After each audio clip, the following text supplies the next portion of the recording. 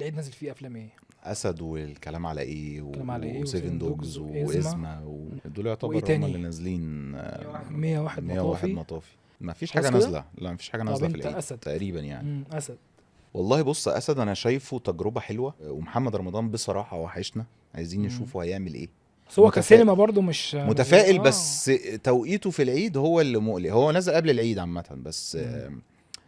هو ده الحاجه اللي الواحد مقلق منها، بس انما انا شايف ان هو تجربه لا هتبقى مختلفه وهتنجح. انا قلقان ان انا متفائل قوي لان هو يعمل حاجه جامده قوي، هي بحاجه يعني مش قد توقعات. ما هو بالظبط، هو مم. مش ما فيش وسط. مم. هي حاجه هتضرب قوي، هتبقى بالظبط، هتبقى هي هتبقى عادي. مش تبقى وحشه بس تبقى يعني. امم انا فكره بس التعاون بتاعه مع آل دياب عموما انا عاجبني ان هو خرج بره منطقه يعني الزون اللي كان فيه، وبيتعامل مع آل دياب كمخرج وكمؤلفين. محمد دياب شاطر، عنده حتت كده شاطر وفيها، وعنده تفاصيل، عنده توجيه ممثلين كويس. شيرين وخالد دياب يعني مؤلفين فظاع. ده فانا انا الكيمياء دي هل هتركب مع بعض ولا مش هتركب؟ هل هيمشوا مع بعض؟ هيبان، خد بالك هيبان من اول يعني من بدايه الفيلم هتبان. انت حسيت هل حاجه من هم التريلر؟ شدك التريلر؟ حسيت إن هو لا شدني، حاسس انه متعوب فيه. يعني ممكن مم. يكون الفيلم ما يظهرش بالشكل ده ممكن، مم. ولكن كتريلر لا هو متعوب فيه، يعني باين انه حاجه متعوب فيها. زي سيفن دوجز، ما سيفن دوجز ممكن يكون القصه مش قويه، ممكن يكون يلعب بس في على حاجه الاكشن بس وعلى بس الابهار بس البصري بس. هو بالظبط، بس مم. هو كتريلر يشد. فيلم طبعا. اكشن، فيلم مم. انت يعني فاهم قصدي، ما يقلش حاجه عن بره. احنا برضو خد بالك مم. عندنا حته كده انه ممكن احنا نتقبل نفس التريلر ده بس بره. من ممثلين بره، من جيسون ستاثام مم. مثلا وليام نيسون، فنقول مم. ان الاكشن هيبقى جامد هيبقى وفيلم رهيب جامد وبتاع. وايه ده، بس ما نتقبلوش من حد تاني. طب ليه؟ مم.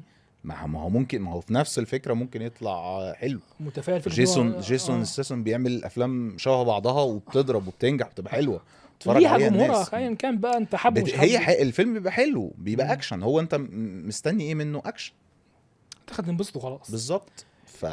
فلا طبعا وارد ان هو المنافسه يسمع. بينهم انت شايفها عامله ازاي؟ سيفن دوجز واسد، بما آه، ان هم الافلام الاكشن او الفيهم شبه بعض يعني في الحته بتاعتهم. مش عارف يعني، ممكن ان احنا مش حاسس ان انا ممكن ان انا اقارنهم يعني.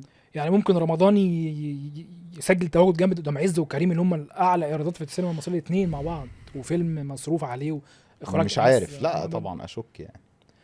طيب اشك. انت سيفن دوجز متفائل برضو؟ اديني جواب نهائي. متفائل بيه؟ حاسس ولا كايه؟ حاجه؟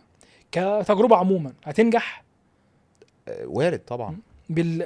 هي هتنجح اكيد، بس هتنجح النجاح اللي هو متوقعها له او برضو وارد، برضو وارد.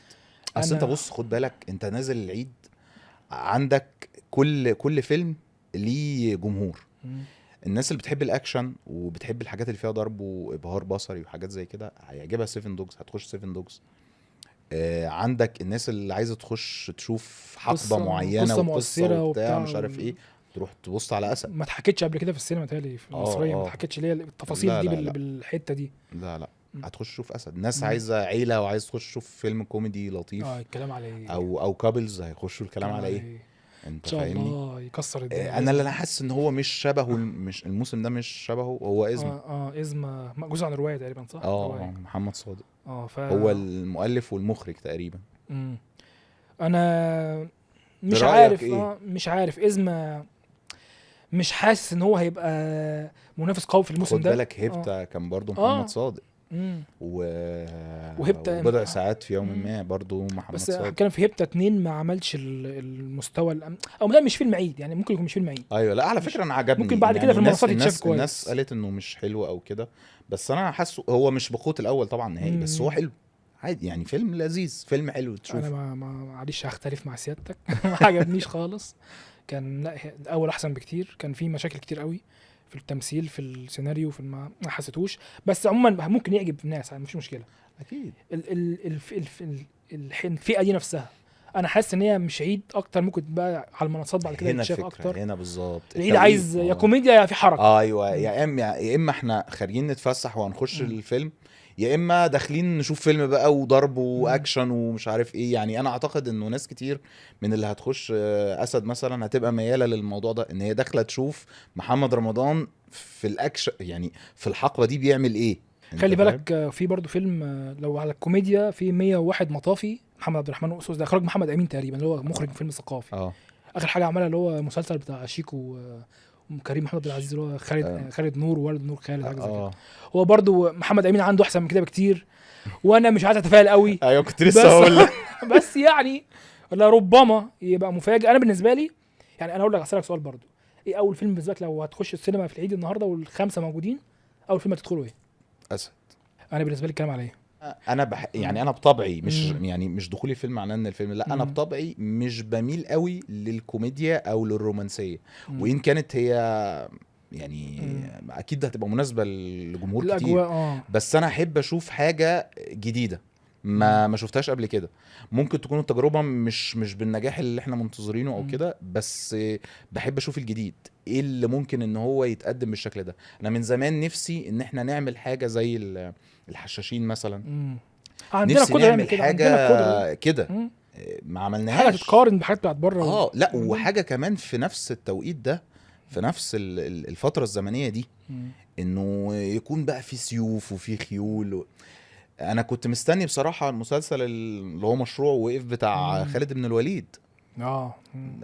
كنت مستنيه المشروع ده، كان هيبقى في حته ثانيه برضه. نشوفه بالظبط، نقول وحش بس نشوفه. بس نشوف ان في حاجه بتحصل، في حاجه جديده بنقدمها في السينما المصريه. الناس بتبقى مستنيه لان احنا يعني رائدين في الحته دي، احنا ماسكين في حته معينه وما بنلعبش في كان عندنا زمان نصر رح الدين واسلاميه، الحاجات الافلام دي عندنا تجريب أيوة. في الحته دي كتير، كان في حاجات كتير في الحته انا دي. بالنسبه لي انت اسد برضو، بس اسد نمره 2 بعد الكلام عليه. انا بحب التوليفه الكوميديه دي، وانت عارف انا جيهان بقى ومصطفى ودنيا جيهان تكفي بالنسبه لي.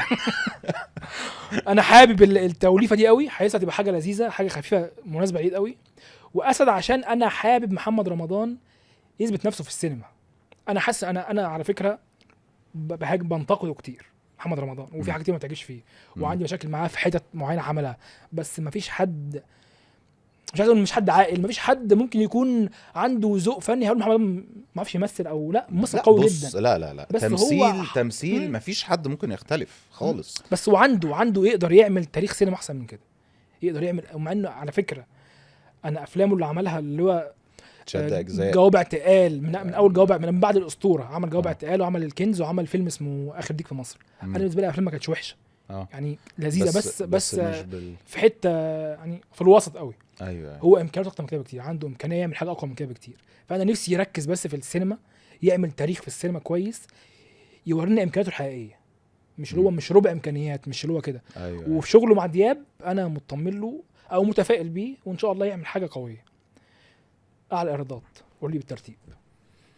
7 دوجز رقم 1 سجل عندك. مش عارف احط اسد ولا الكلام على ايه بصراحه، لانه احسب برضو مقاييس العيد، هم في النهايه فيلم عيد، الاثنين نازلين قبل العيد، ما هو هيتحسب ضمن موسم العيد. ممكن نقول اسد عشان جمهور محمد رمضان.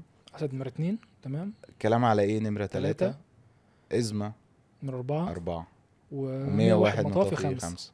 انت بالنسبه لك ايه؟ انا 7 دوجز هو يعني وجود كريم لوحده او عز لوحده بيخسروا الدنيا، هم الاثنين مع بعض. انا حتى لو فيلم فيه مشاكل الدنيا انا بالنسبه لي هيكسر الدنيا. فبالنسبه لي من نمره 2 مفاجاه، بس انا متوقع كده جدا كلام عليها يبقى نمره 2. تمام. اسد 3 101 مطافي 4 وازمه 5. مش عشان انا شايف فيلم وحش او متوقع فيلم وحش، شايف ان هو مش وقته، مش حتته. صح. فان شاء الله يعني ننبسط يبقى موسم كويس. وبرده الفيلم ما تفرشلوش كويس. انا ما يعني فجأة كده لقيت تريلر والفيلم نازل في العيد. شوفني بس خبر ان هو بيتصور من كام شهر ومره واحده الفيلم نزل. طب يا جماعه، طب ادونا معلومات اكتر.